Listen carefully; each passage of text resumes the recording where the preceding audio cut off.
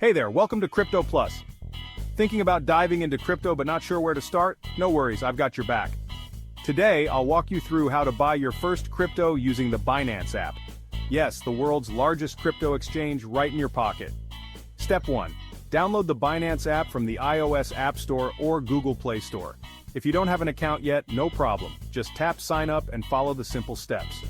Once you're in, tap add funds at the top of your screen. Next, choose your payment method, pick your fiat currency, and select the crypto you want to buy, let's say Bitcoin. Enter the amount, confirm your payment method, and tap Buy BTC. Almost done. Just review your payment details and confirm. That's it, you're now a crypto owner. You can check your balance anytime by heading to your wallet in the app. Easy, right? Now here's your next move. Hit that subscribe button and follow CryptoPlus for more simple step-by-step crypto tutorials made just for beginners. See you in the next video.